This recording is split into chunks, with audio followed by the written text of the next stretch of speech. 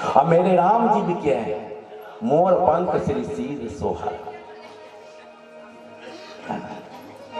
सोहत नीके मोर पंख मेरे श्री राम जी को भी लगा, और मोर पंख श्री कृष्ण का भी, इसलिए कोई अंतर नहीं।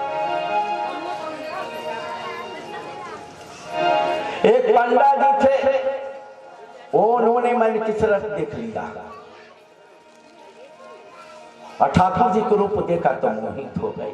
ओहो, एक गोपियां जो है भगवान के दर्शन करने के लिए मथुरा से क्या कि वहां नंद भवन में जाना चाहते हैं, लेकिन क्या है कि उस समय में नौका वाले सो गए थे, लेकिन किसी प्रकार से जगाया, नौका में बैठे, और नौका में बैठे तो उसको पता ही नहीं चला कि हम नौका में बैठे कि कहाँ बैठे, नौका चल रही कि नहीं चल रही है, और पूरी रात्रि वही मन की बीत गई है, और उसको लगा कि हम चल रहे हैं। इतने ध्यान में मगन थे कि उनको शरीर की शुद्धि नहीं रही, और शुद्धि नहीं रही। गोपी के मन में ये था कि हम भगवान के वहाँ पर पहुँचना चाहते, लेकिन पता नहीं कि कौन सी जंजीर बंधी है कि हम वहाँ पहुँचना, तो कहने मन में लग गई, दूर नगरी बड़ी दूर नगरी, दूर नगरी बड़ी दूर नगरी। सब गाइए,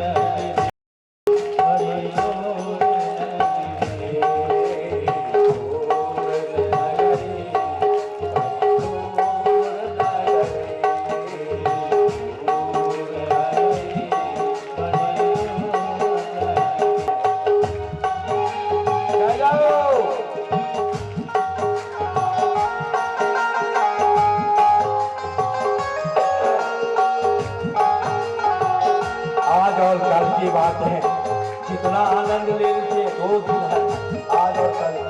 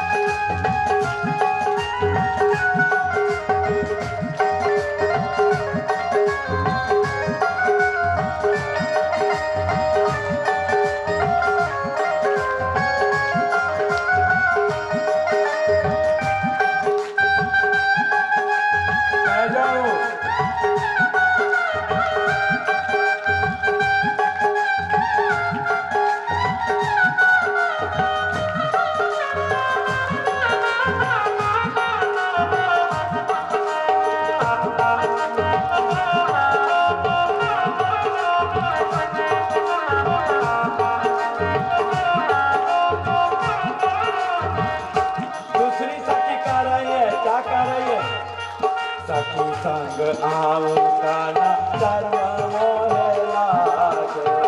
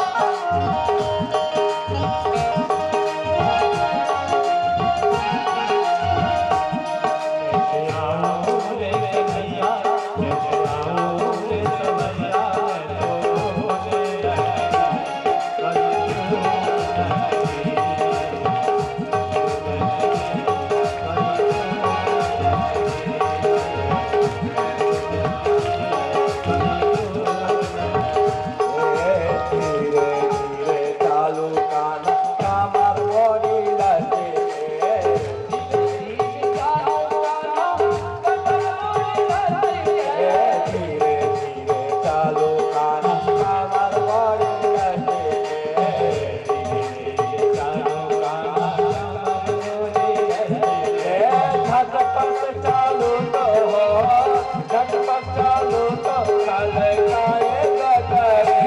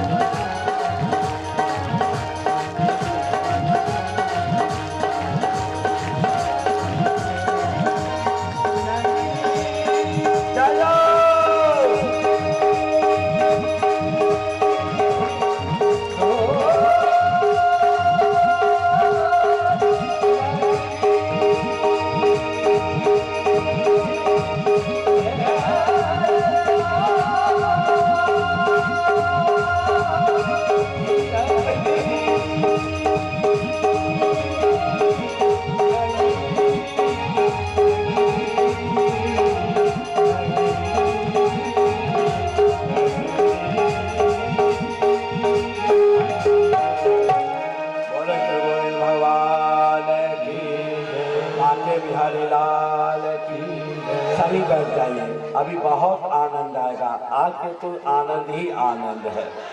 हाँ, कल वियोग का प्रसंग होगा। बैठ जाइए सब। यही आनंद समिराहार समभ्यर्च जनार्दनम् अस्नातु नंद तुकालिंजा गानमस्व विवेशता। श्री सुखदेव भगवान वर्णन करते हैं कि राजन परीक्षित ध्यान से सुनना। एकादशी तिथि आई, एकादशम निराहार। एकादशी तिथि आई तो भगवान नंद बाबा ने व्रत किया। और आप कोई व्रत करे या न करे, लेकिन एकादशी व्रत तो करना चाहिए, क्योंकि कहा कि सर्वेषां व्रतानां एकादशी व्रतोत्तमम्। संपूर्ण व्रतों में सबसे श्रेष्ठ व्रत यदि कोई है तो एकादशी व्रत है, जो योग माया ही एकादशी का रूप धारण करते हैं। मधु कैटव का तो कर्मबद्ध करना था, तो यही योग माया आए तो उनको एकादशी के नाम से उनको घोषित कि आज के दिन उपवास जो करेगा उसके सारी मनोकामना पूर्ण हो। योग माया एकादशी। उत्पन्ना एकादशी वही से शुरुआत है।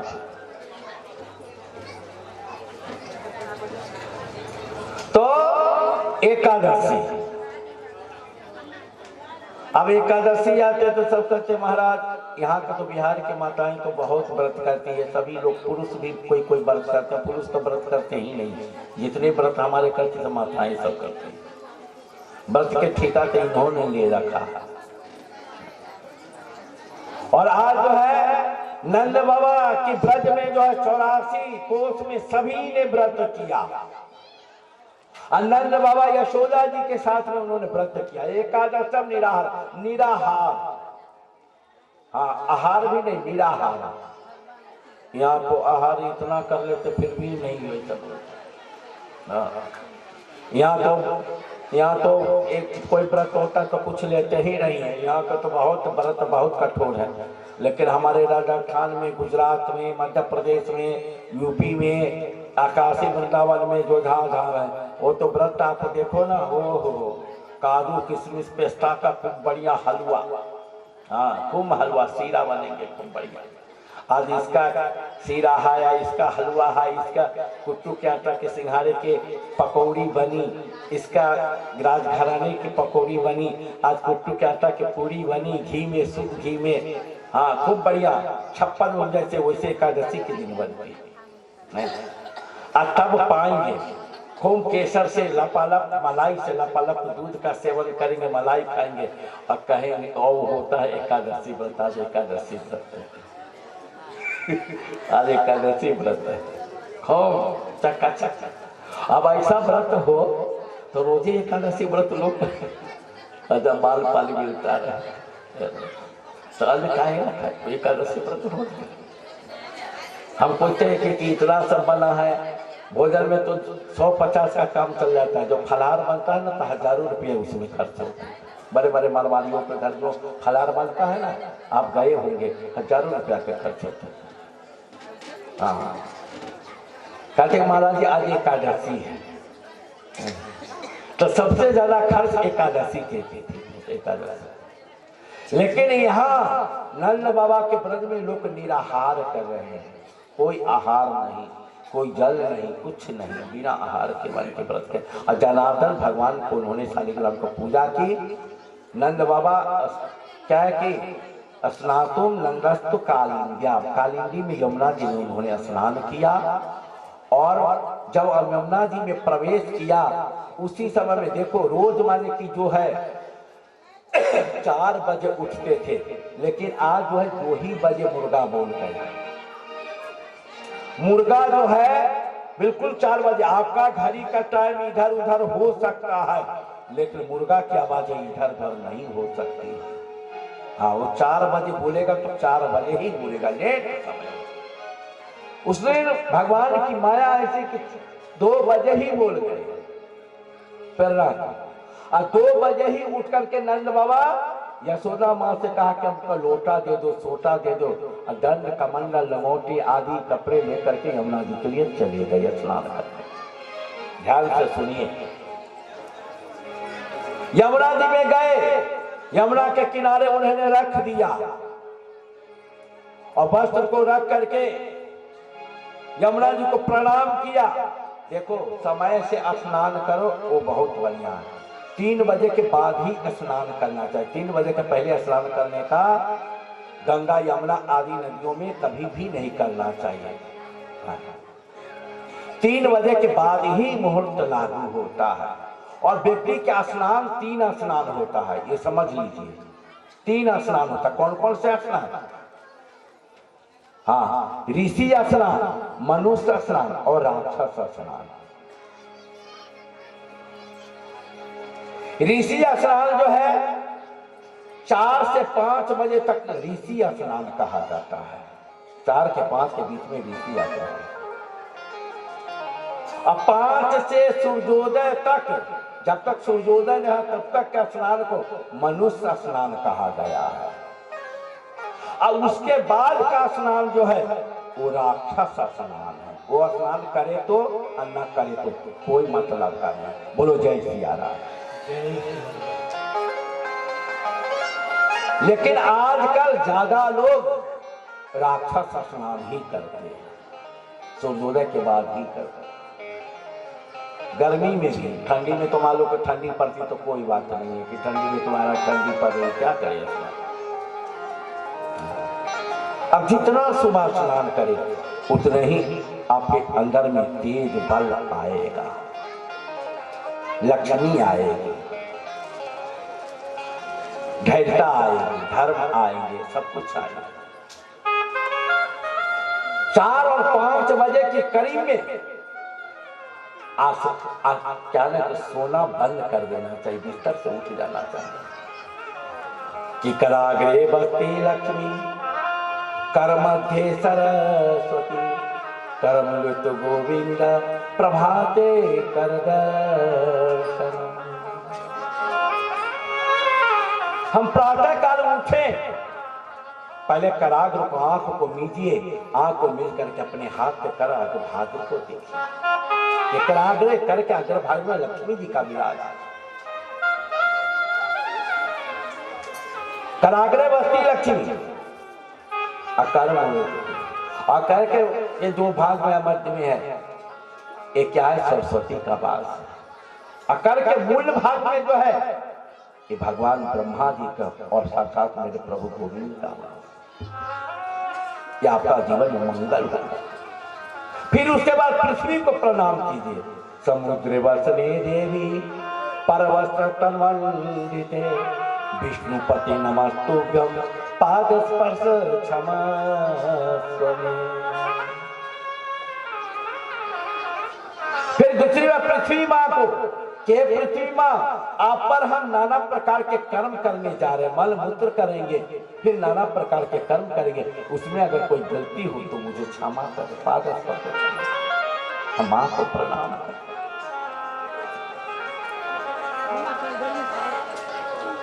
आज नंद बाबा ने सब कुछ किया, लेकिन असमय से, बिना समय की जाकर के स्नान किया, और जब ही जल में प्रवेश किया। कोई भी देखो भाई, ऋषि स्नान का नहीं, ऋषि तो मनुष्य स्नान, सुबह का स्नान सबसे बढ़िया है। अगर कोई बालक बीमार हो, अस्वस्थ हो, तो उसके लिए कोई दोष, देखिए वृद्ध, बालक, रोगी के लिए कोई नियम नहीं है, उसके लिए कोई नियम नहीं है। लोग समर्थ लोग जो है वो आलस के कारण नहीं करता, तो उसमें दोष लगेगा, उसको दोष लगेगा। इसलिए समय से स्नान करें, समय से उठे, समय का बहुत, सूर्य भगवान को हम लोग सभी आदर करें, सम्मान करें। जो सूर्य आत्मा है, परमात्मा है, सारे जगत को उठाने के लिए सुबह प्रकट होते हैं। हम उनके पहले स्वागत के लिए तैयार रहें कि भगवान सूर्य भगवान प्रकट होंगे, सूर्य को नमस्कार करें। ये प्रत्यक्ष भगवान है। और आज जो है नंद बाबा स्नान किए, उसी समय में यम का दूत, वरुण का दूत आया, उठे करके नंद बाबा को ले गए। लोटा सोटा दंड कमंडल यमुना के किनारे ही है, नंद बाबा को अंदर ले गए हम तो, वरुण दूत ले गए। अब सुबह का समय हुआ, बालकृष्ण भगवान जगे, मैया से पूछा कन्हैया ने, मैया बाबा कहाँ है? माँ यशोदा ने कहा कि बेटा बाबा तो स्नान गए करने के लिए, लेकिन अभी तक वापस नहीं, बहुत ज्यादा समय हो गया, वापस नहीं आए। भगवान समझ गए कि बाबा ने गलती की है। रोज हमको साथ में ले जाते थे, लेकिन आज उन्होंने मुझे साथ नहीं ले गए। रोज कन्हैया और बलदाऊ जी को दोनों को साथ में ले जाते थे, यमुना जी स्नान करा। आज कुछ न कुछ तो घटना घटेगी। अब हमारा अंतर्यामी भगवान तो समझ गए, मैया चिंता मत करो, मैं अभी जा रहा हूं। और जब गए यमुना के किनारे विश्राम घाट में गए तो उन्होंने देखा कि दंड है, कमंडल है, लोटा है, सोटा है, लंगोटी है, कपड़े है, सब कुछ है, लेकिन बाबा नहीं है, कहीं नहीं है। सब ग्वाल वालों से पूछा, अरे ग्वाल वालों क्या है कन्हैया, मेरे बाबा को तुमने देखा है? कहा कि नहीं, मैंने तो देखा नहीं। मेरे बाबा कहाँ गए? बाबा नाटकी है ना, बाबा तो जानते हैं, फिर जान करके भी अभूत हुआ। भगवान समझ गए कि यमुना जी है, और तुरंत भगवान ने ध्यान रखे और तो अब यमुना जी में प्रवेश किया। अतल में, बीतल में, सुतल में, तलातल में, रसातल, रतातल, वरुण लोक में पहुंचे। और जब ही वरुण लोक में पहुंचे भगवान, और इधर पिताजी जो है एक किनारे बैठे हुए थे कक्ष में, वरुण लोक के अतिथि कक्ष। और इधर जब ही भगवान पहुंचे, वरुण को पता लग जाए, सब संपूर्ण देवताओं में 33 कोटि देवताओं में अगर कोई वयोवृद्ध देवता कोई है, बलशाली अतिशाली, तो वरुण देवता है। वरुण देवता है। वरुण देवता ने भगवान को देखा, देख करके प्रणाम किया और उन्होंने सिंहासन पर मेरे गोविंद को बैठा दिया, मेरे कन्हैया को बैठा। कन्हैया को बैठा करके 1600 प्रकार से, पाद्य से, अर्घ्य से, आचमनी से स्नान कराया गोविंद को। 1600 प्रकार से उनको धूप दीप नैवेद्य 56 भोग मेरे गोविंद के सामने प्रकट किया, सबको समर्पण किया। अब भगवान ने वहां चतुर्भुज रूप बन गए। बोलो चतुर्भुज भगवान की जय हो। चतुर भगवान को और उन्होंने सशंख चक्रम सकिरीट कुंडलम सपीत वस्त्रं सरसूर्वेक्षणं चहार बक्षा फलकौतुभश्रियं नमामि विष्णु शिरसा चतुर्भुजम्। उस चतुर्भुज को वरुण देवता ने स्तुति की और ये सब हमारे नंद बाबा देखते गए। ओहो, मेरे कन्हैया को इतनी पूजा, इतनी आरती, इतना मान, इतना सम्मान।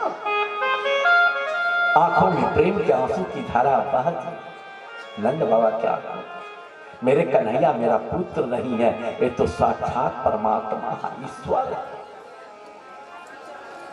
है। जब प्रभु का संस्कार हो गया, वरुण देवता ने कहा कि प्रभु, यदि हम आपको पिताजी के मेरे यमदूत पकड़ के नहीं लाता और मेरे दूत पकड़ के नहीं लाता, आपका दर्शन कैसे होता? इसने अपराध किया है, मैंने अपराध किया है, लेकिन गोविंद आपके दर्शन के लिए मैंने अपराध किया है कि आपको पिताजी को पकड़ के मैंने लाया। ये मुझसे अपराध हो गया। अब आपको जो सजा मुझे देनी है आप देने के तैयार हो, आप दीजिए मुझे सजा, मैं सजा हो गया, लेकिन आपका मुझे दर्शन हुआ, ये सबसे बड़ा। गोविंद ने कृपा की है वरुण के ऊपर, पिताजी को मुक्त कराया, पिताजी को स्नान करा, कुंभ दिव्य प्रसाद पाया, कुंभ जैसे कन्हैया का आदर सम्मान उसी का वरुण देवता ने नंद बाबा को सम्मान किया, क्योंकि भगवान जी मेरे ठाकुर जी के, गोविंद के पिताजी। बाबा का सम्मान किया। उसके बाद प्रभु ने अपने पिताजी को लेकर के ब्रज में आए, और जब भी ब्रज में आए नंद बाबा ने घोषणा कर दी कि मेरे कन्हैया मेरा पुत्र नहीं है, केवल मेरा पुत्र नहीं है, मेरे कन्हैया साक्षात परमात्मा है, ईश्वर है। मैंने देखा वरुण दूत जब पकड़ के ले गया और जब मेरे कन्हैया मेरे को छुड़ाने के लिए गया तो वहां चतुर्भुज का हमने दर्शन किया। इतना अद्भुत स्वरूप को हमने दर्शन किया। इसलिए मेरा बेटा नहीं है, यशोदा को पता लगा, ब्रज के सब लोगों को पता। ग्वाल वालों ने कन्हैया तुम यदि परमात्मा हो, बाबा ने स्पष्ट कर दिया कि तुम भगवान हो, तुम कोई मनुष्य नहीं हो, हम लोगों की तरह नहीं, तो मुझे वो तो भगवत धाम का दर्शन कराओ। मैं आपके भगवत धाम का दर्शन कर। भगवान ने कहा कि वहां तुम मत जाओ। क्यों? वहां सबका प्रवेश नहीं है, वहां मेरे अतिरिक्त किसी का नहीं, तुमको तो दर्शन कराना ही पड़ेगा। भगवान ने कहा हट किया तो कह के आंखें मूंदो, और जो ही ग्वाल वाले गोपों ने आंखें बंद की, अब भगवान ने सबको भगवत धाम ले गए, अपने धाम में ले गए। भगवान चतुर्भुज रूप धारण करके सिंहासन में विराजमान हुए। देवता सब वहां आरती उतारे, सबके सब आरती उतारे। लेकिन जब ग्वाल वाली इस रूप में गए, सबने माना कर चलो चलो, तुम लोग को यहाँ प्रवेश नहीं। अरे कहाँ जंगल में रहने वाले, भटकने वाले, यहाँ तुम्हारा प्रवेश। सबको उन्होंने किनारा लगा दिया। तब उन्होंने देखा कि ओहो, न कन्हैया हिलता है न डोलता है, यहाँ तो इसकी बहुत ठाट और बात है। हमें ये नहीं चाहिए, ये प्रभु नहीं चाहिए। हमारा तो कन्हैया ऐसा था कि कभी हम घोड़ा बना देते, कभी गऊ बना देते, कभी बछड़ा बना देते। घोड़ा बना के उनके पर चढ़ जाता, भगवान के पीठ पर कोई पर चढ़ जाते वाले। जो आनंद मुझे ब्रज में मिला, वो आनंद यहाँ नहीं है। इसलिए कन्हैया यहाँ छोड़ो और ब्रज में ही चलो, ब्रज में ही चलो, ब्रज ही चलो। मुझे तो ब्रज ठीक है। भगवान ने कहा कि बस हो गया, तुमने कहा कि भगवत धाम कराओ दर्शन, नहीं मुझको ये नहीं चाहिए। भगवान ने सबको वापस लाए, सबको ऐश्वर्य रूप का उन्होंने दर्शन कराया, अद्भुत दर्शन। भगवान हम सभी लोग ऐसे विचित्र विचित्र भगवान में दर्शन कर। परमानंद गोविंद दर्शने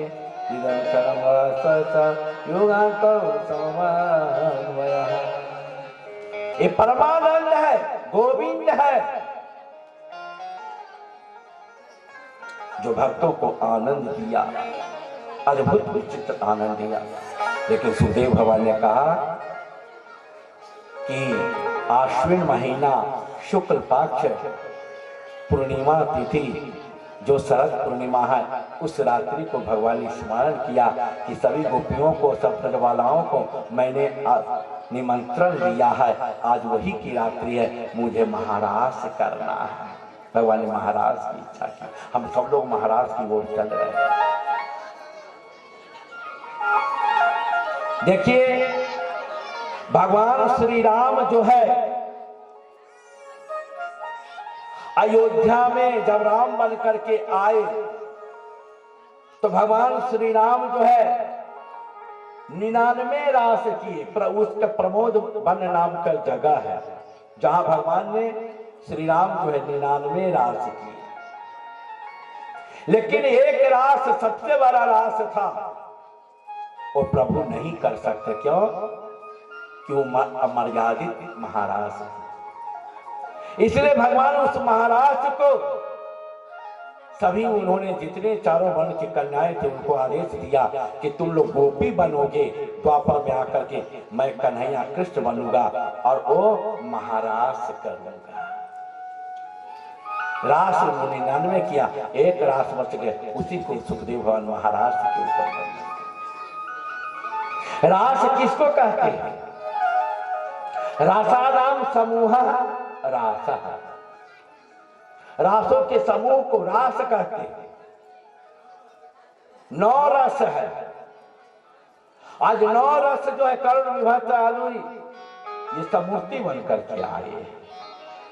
रस कौन है? रसो वही रसा, परमात्मा ही रस है, कोई दूसरा रस नहीं। आज मेरे गोविंद ही रस स्वरूप बन करके आज 9 जो रस का मूर्ति है और प्रतिमूर्ति बन करके आए। भगवान ने इस राज को क्यों किया? इस राज को करने का कारण क्या था? इसके वजह क्या था?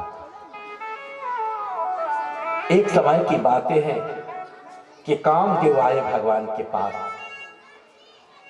कामदेव ने आकर के भगवान से प्रार्थना की कि प्रभु, मैंने सबको, पूरे ब्रह्मांड को मैंने पराजित कर दिया है और सभी काम के वशीभूत है और सबको मैंने पराजित कर दिया है, लेकिन एक मैं आपको नहीं जीत पाया हूं और आपसे मेरी मुकाबला नहीं हुआ है, तो मैं चाहता हूं आपसे युद्ध करना चाहता हूं। ये रास क्या है? रास, रासयम क्रम प्रख्यानातम, काम विजयार्थम प्रख्यातनाथम रासम। काम पर विजय प्राप्त करने के लिए भगवान ने गोविंद ने महाराज की रास किया, काम के ऊपर विजय प्राप्त करने के लिए। भगवान ने कामदेव जी को कहा कि आप बताइए, एक किला के लिए युद्ध करना चाहते कि मैदान का युद्ध करना चाहते हैं? दो युद्ध होता है, एक किला का होता है, एक मैदान का होता है। कामदेव ने कहा कि मैं किला के बाहर से मैंने युद्ध किया है, लेकिन अब मैदान का युद्ध करना चाहता हूं। भगवान ने तथास्तु कहा कि मैं स्वीकार करता हूं।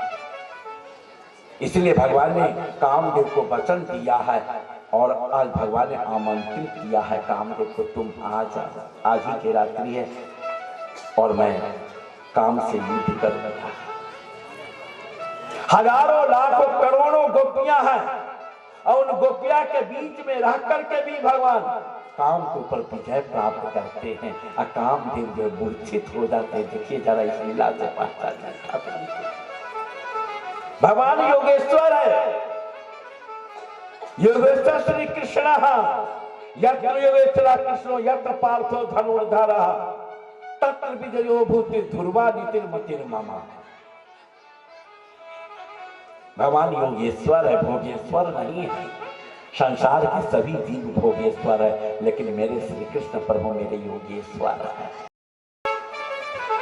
आज योगेश्वर है तो रास क्या, लेकिन काम के विजय पर कैसे प्राप्त करेंगे, काम पर कैसे विजय करें? तो श्री राधा रानी को भगवान ने आमंत्रित किया कि राधा रानी यदि सहयोग करेगी तो ही मैं विजय प्राप्त कर सकता हूं, अन्यथा मेरे बस की बात नहीं।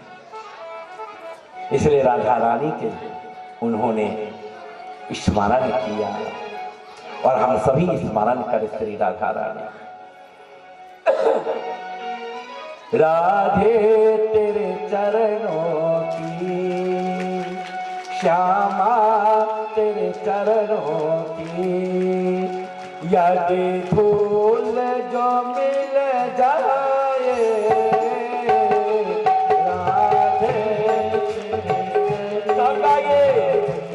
भगवान ने श्री राधा रानी को आमंत्रित किया, हे राधे हे श्यामाजू, अब महाराज के लिए पधारिए, क्योंकि आप आदेश करेगी तभी मैं महाराज कर पाऊंगा और तभी हम काम पर विजय प्राप्त कर पाएंगे। राधे तेरे चरणों की यदि भूल जो मिल जाए,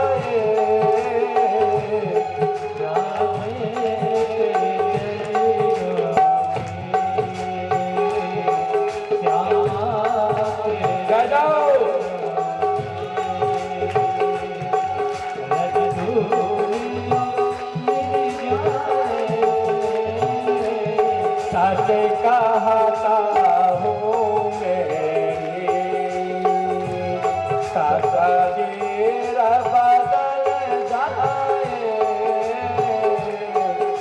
कहता हूँ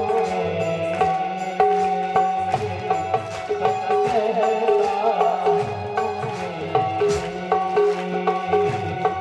तकदीर बदल जाए।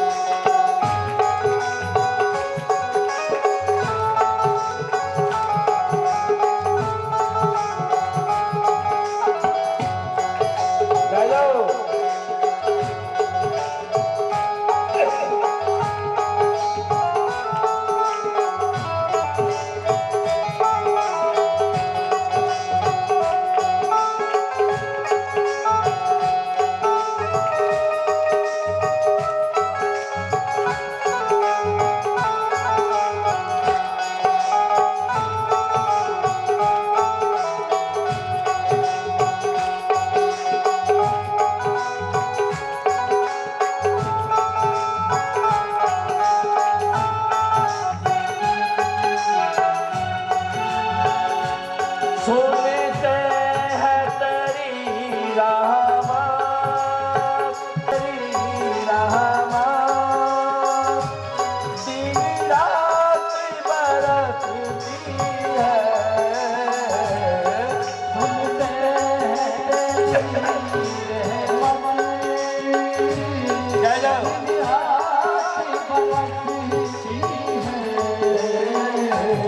एक बूंद को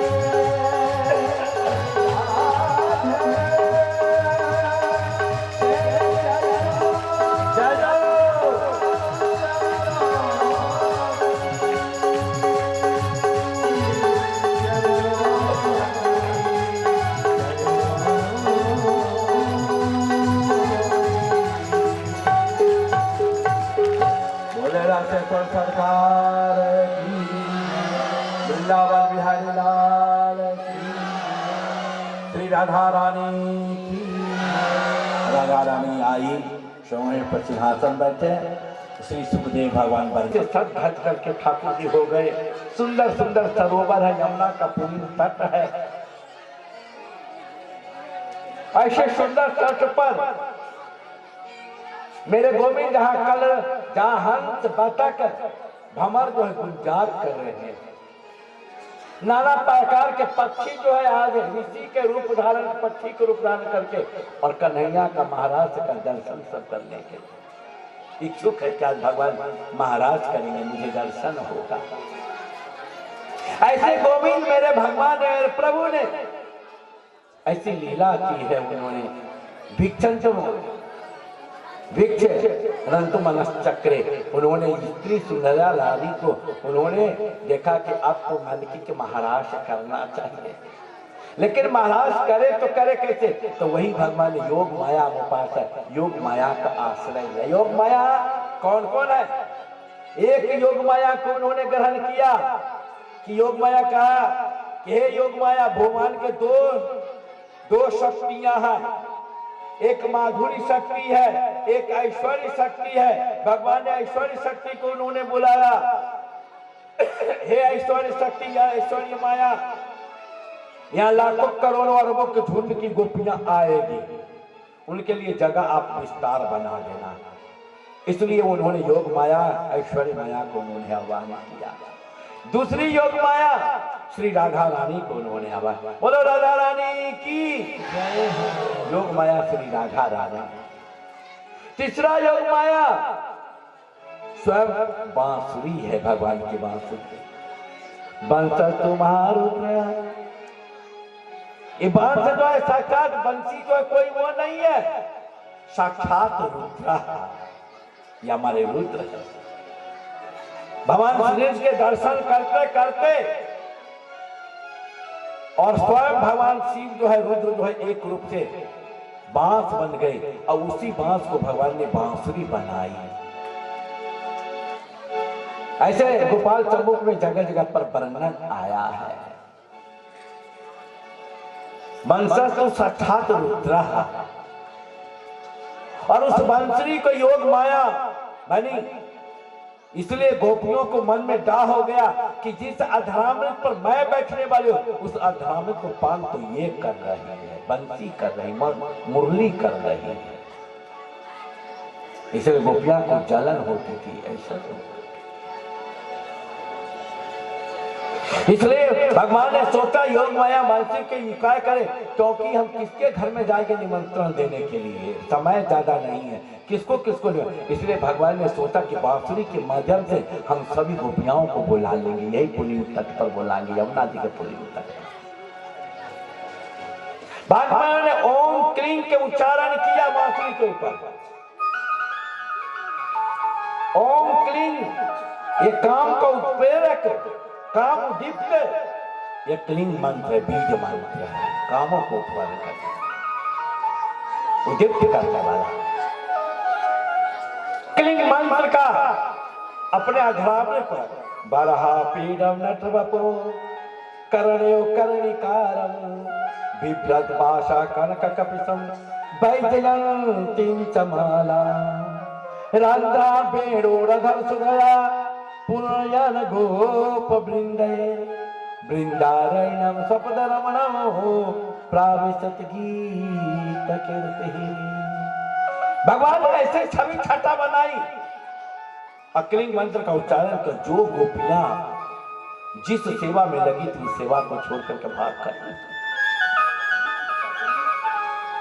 कुछ गोपियां जो है गायों को दूह रही थी और वही गाय को दूध को बाल्टी को पटक दी और पटक के भाग खड़ी हो गई कि गोविंद ने मुझे याद किया, छोड़ करके वहीं से भाग। ये देखिए शरीर की बेसुधी, शरीर के दूध को प्रवाह नहीं किया कि दूध का क्या होगा, दूध के बाल्टी को वैसे डोल को पटक करके भाग कर। कुछ गोपियां जो है संजाब अपने पति को रात्रि में गुड़ के हलवा बना करके खिलाने से क्या होता है, दिन भर के जो थके हुए जो पीड़ा होती वो दूर हो जाती है, श्रम दूर हो जाता है। शुद्ध गाय का घी हो और शुद्ध देसी गुड़ हो मीठा, उसके हलवा बना करके आपको कैसे दर्द हो शरीर को तो ठीक हो जाएगा। और रोज गोपियां जो है रात्रि में अपने पति को खिलाती थी, लेकिन जो है क्लीन मंत्र का उच्चारण गोपियों को कान में पहुंचा और गरम जो थाली हलवा का था वो पति के ऊपर पटक करके भाग खड़ी हो गई।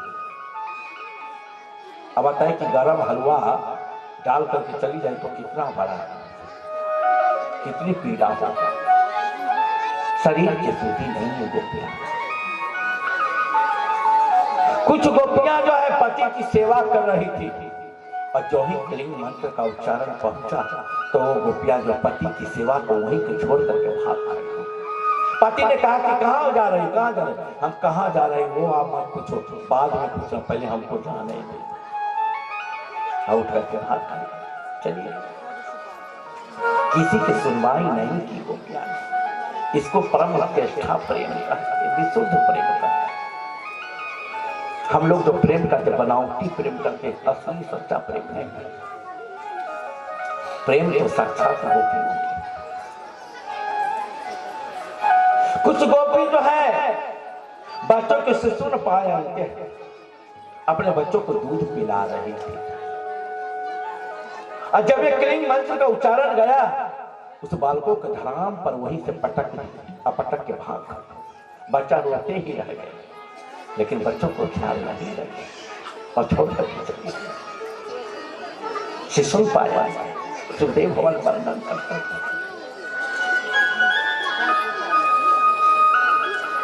कुछ गोपियां जो है साज और धज रही थी, श्रृंगार कर रही थी, गोविंद के पास आज मुझे जाना है, तो काजल आंख में लगाना चाहिए तो काजल ओठ में लगाना, जो ओठ के लिपस्टिक लगानी चाहिए तो आंख में लगाना। इतनी शरीर के अस्त्र वस्त्र, ऊपर का वस्त्र नीचे पहले, नीचे के वस्त्र को ऊपर पहना,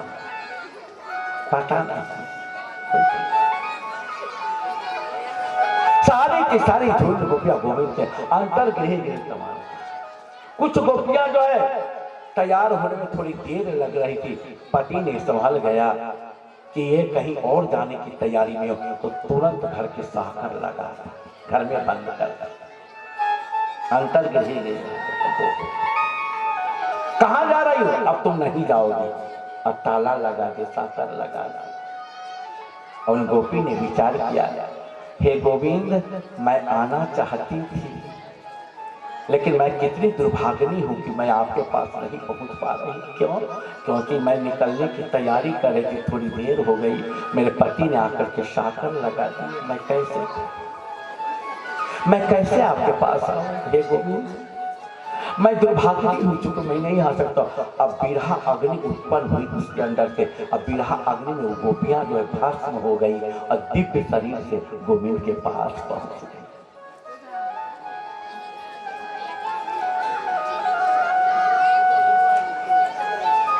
सारे के सारे झुंड गोपियां का भीड़। अब भगवान बांका बिहारी 3 जगह से हमारे टेढ़े हैं ठाकुर जी, पैर टेढ़ा, घुटन टेढ़ा, कमर से टेढ़ा और ग्रीवा से टेढ़ा। बाके बिहार धाम में पर्वत पर लेकर करके तेरे भक्त ललित खड़े हैं। गोपियां का अतारे लाखों करोड़ों के गोपियां सामने में आकर के केशव हम लोग आ गए हैं, आप आंखें खोलो, हम आपके सामने आ गए। अब भगवान ने जब गोपियों को झुंड को देखा, देखते मात्र कहने लगे भगवान कृष्ण उवाच स्वागतम हो महाभागा प्रियम किं करवाणि महा ब्रजश्च नामयं कचित् भृतागमन कारणम्। स्वागतम हो महाभागा, आप सबका स्वागत हो, स्वागत हो, स्वागत। लेकिन प्रियम किं करवाणि महा, आप लोग तो मैं क्या प्रिय करूं, क्या सेवा करूं? अब जरा बताओ, और ब्रज में तो सकुशल तो है ना, ब्रजच्चा नाम हम कच्चे थे, ब्रज में तो सकुशल तो है गोपिया। अब दूता गमन कारण, तुम्हारे आने का कारण क्या है, क्यों आई हो, क्या कारण है। अब भाई किसी को आपने निमंत्रण दिया है कि हमारे यहाँ भंडारा, जैसे हमारे यहाँ कल हीरा झाजी भंडारा भी कराए, कल हवन पूजन भी होगा, लोगों का जमनवार भी होगा, भोजन भी होगा, भंडारा भी होगा भागवत के। और जब आ गए तो कहे कि आप लोग भाई क्यों आए, किसने बुलाया आपको। भगवान ने बुलाया, अब बुलाने के दूतागमन कारण तुम लोग क्यों आई हो गोपियां। गोपियों ने कहता अच्छा इतना नाटक करते हो, नाटक करने में तुम बहुत आगे हो। मैं अभी बुला भी लिया, मैंने सब कुछ को क्या करके आ गई, और कह रहे कि दूतागमन कारण, तुम्हारे आने का कारण क्या है। भगवान ने कहा कि तुम आ गई तो ठीक ही हो, लेकिन तुम्हें पता है, तुम्हें पता रजनीशा घोर रूपा घोर सेवनी सेविका प्रतिष्ठित में हम भगवते चलती सुमध्यमा। अरे गोपिया, रजनीशा घोर रूपा घोर में सेवनी सेविका, ये भयंकर रात्रि है, इसमें बड़े बड़े जीव जंतु रहते हैं, वो तुम्हें खा जाएंगे, और तुम लोग कोमलांगी हो, इसलिए तुमको यहाँ रुकना नहीं चाहिए। ब्रज के लिए तुम चले जाओ। भगवान ने कहा अपने ब्रज के लिए चली जाओ, तुमने दर्शन किया अच्छा किया, लेकिन अब तुम अपने अपने घर के लिए चली जाओ। क्यों कि मातरा पितरा, तुम्हारे माता पिता ससुर पुत्र भाई बंधु आदि को छोड़ करके आए, वो लोग तुमको अन्वेषण ढूंढते होंगे वो कहां पर, इसलिए चाहे कि तुम अपने घर के लिए चले जाओ। और पत्नी का कर्तव्य होता है कि पति की सेवा करे, पति को छोड़ करके कहीं ना जाए। भारतो सुश्रुतम, पति की सेवा करे। अब पति को छोड़ करके पति के आज्ञा के बिना हम कहीं बाहर ना जाए। अब तुमने पति को छोड़ करके आई हो गोपरांगी, इसलिए तुमने अच्छा नहीं किया। पति कैसा भी हो, दुशील हो, दुर्भगो, दुशील हो, कोई उनमें शील ना हो, गुण नहीं हो, दुर्भागा हो, दुर्भागी हो, उसको भाग्य साथ नहीं देता, रोगी हो, लाड़ती हो, कुछ भी हो, पति पति होता है, वो त्यागने के योग्य नहीं। इसलिए तुमने पति को छोड़ करके आई हो तुम लोग, अभी भी कोई बिगड़ा नहीं है तो अपने घर के लिए चली जाओ। दूसरी बात यह है कि मैं तुम्हें के प्रतिवर्ता की एक कथा सुना रहा हूं। गोपियों ने कहा कि सुनाओ केशव, मैं सुनने के लिए तो आई हूं, सुनाओ। भगवान के ध्यान देकर के सुनना। एक प्रतिवर्ता नारी थी, प्रतिवर्ता ब्राह्मणी, वो रोज पति की सेवा करती थी। जब पति शहर में जाता था तो पति की पैर दबाते थे। आप लोग बताइए कितने माताएं हैं जो पति के रात्रि में आप सेवा करती है, पैर दबाती है, कितनी सेवा करती है, हाय सुताई कितने करते हैं? कोई भी नहीं है। हाँ, कोई भी नहीं है। एक कलयुग है। कहते कि सेवा धर्म करते करते मैं थक जाता हूँ और ये इसकी क्या सेवा करता हूँ? बोलो जय श्री राम। मैं थोड़ी कम मेहनत थोड़ी करती हूँ, पूरे घर की मेहनत नहीं करता, इसलिए इन लोगों की सेवा की जरूरत नहीं है। बोलो जय श्री राम। पहले हमारे भारतीय संस्कृति की परंपरा थी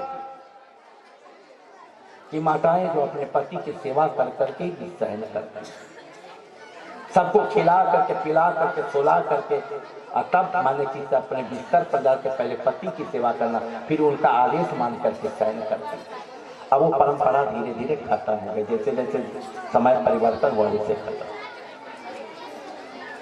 इसलिए वो ब्राह्मणी जो अपने पति की सेवा कर रही थी गोपियां, हाँ प्रभु। तो आगे आगे ये हुआ कि तो छोटा सा बालक था, नन्हा सा बालक था, और पंडित जी रोज हवन करते थे, अग्निहोत्री थे। हवन करते करते वो बालक अग्नि कुंड के पास पहुंच गया। गोपिया ध्यान से सुनना, हाँ गोविंद मैं सुन रही हूँ। वो बालक जो अग्नि में गिरने वाला ही था, और ब्राह्मणी विचार कर रही है कि मेरे पति अभी सोए नहीं, अभी नींद इनकी कच्ची है, मैं सेवा को छोड़ती हूँ तो मेरे पति व्रत भंग हो जाएगा, प्रति व्रत से मैं रहित हो जाऊंगा। यदि मैं बालक को नहीं बचाती हूँ तो मेरे बालक कुंड में गिर जाएगा, अग्नि कुंड में गिर जाएगा। हे परमात्मा मैं क्या करता। अब इस संकट में वो ब्राह्मणी संकट धन संकट में पड़ गई कि अगर मैं पति को सेवा छोड़ती हूँ तो प्रति व्रत से मैं भंग हो जाऊंगी, और यदि बालक को नहीं बचाती तो मेरे बालक भस्म होकर चल जाएगा, नहीं बच रहेगा, मैं क्या कर। लेकिन उसने प्रतिज्ञा कर ली कि पति यदि प्रसन्न हो जाएगा तो दूसरा बालक मिल जाएगा, लेकिन पति नाराज हो गए तो हम कहीं के नहीं रहेंगे, कहीं के। इसलिए उन्होंने प्रतिज्ञा कर ली कि मैं पति की सेवा नहीं छोड़ूंगी। अब पैर दबाती रही है, अब बच्चा देखते देखते कुंड में गिर गया। अग्निदेव ने विचार किया कि यदि इस प्रतिव्रता नारी के बच्चा को मैं अगर जला दूंगा तो आगे कोई भी मुझे स्वीकार नहीं करेगा। अग्निदेव शीतल हो गए, गुलाब का फूल हो गए। बोलो अग्निदेव भगवान की, श्री बांके बिहारी लाल की जय। गुलाब का फूल बन गए अग्निदेव। अब बालक उसमें क्रीड़ा करते रहे, खेलते रहे। ब्राह्मणी जब पति की सेवा से वंचित हुई, जब मुक्त हुई, तब गए कुंड के पास, तो बालक कुंड में हवन कुंड में खेल रहा है, क्रीड़ा कर रहा है। ये पति सेवा है। भगवान ने कहा कि इसीलिए हे गोपियां अपने पति की सेवा करनी चाहिए। गोपिया ने कहा अच्छा आपका प्रवचन हो गया ना? हाँ हो गया, अब मैं प्रवचन करती हूँ, आप सुनो। अब मैं प्रवचन करूंगी, मैं प्रवक्ता रहूंगी, आपको श्रोता बनना पड़ेगा। हाँ सुनाओ गोपिया। मैंने भी सुनी है, एक प्रतिव्रता ब्राह्मणी थी और रोज पति की सेवा किया करती थी, लेकिन एक दिन पति ने कहा कि देवी अगर घर में ही रहूंगा तो जिंदा कैसे चलेगी, बाहर तो प्रदेश तो जाना ही पड़ेगा। ब्राह्मणी ने कहा कि प्रभु मैं आपसे बिना तो रह नहीं सकता, मैं किसकी पूजा रोज रोज करूंगी? आप चले जाओगे, सालों भर के लिए आप बाहर चले जाओगे तो कौन ऐसा है कि किसकी मैं पूजा करूंगा? तब ब्राह्मण ने कहा कि एक प्रतिमा बना करके दे दिया, लो आज से इसी प्रतिमा की पूजा करना और मैं इस शरीर से बाहर जा रहा हूं। वो बाहर चले गए। अब ब्राह्मणी अपने पति की सेवा करने, जो प्रतिमा दी गई थी उन प्रतिमा की सेवा करने लगी। ध्यान से सभी लोग सुनेंगे। अब पति की सेवा करते करते सालों भर हो गए। पति फिर घर पर आ गए। जब घर पर आए, पत्नी दरवाजा बंद करके और जो प्रतिमा रूपी पति है उसकी सेवा कर रही थी, पूजा कर रही थी, पूजा कर रही थी। उसी समय में ये पति पहुंच गए, दरवाजा खटखटाया, दरवाजा खोलो देवी, दरवाजा खोलो। और दरवाजा नहीं खोल रही, क्यों? कि प्रतिमा रूपी पति की वो सेवा कर रही थी, पूजा कर रही थी। वो ब्राह्मणी ने विचार किया कि एक पति मेरा यहाँ है और एक पति मेरे दरवाजा पर आ गए। एक पति मेरा ये है जिन्होंने हमको प्रतिमा के रूप में दिया, और एक मेरे पति दरवाजा पर है। गोपियां अब धर्म संकट में वो ब्राह्मणी पड़ गई है। इस अवस्था में क्या करना चाहिए?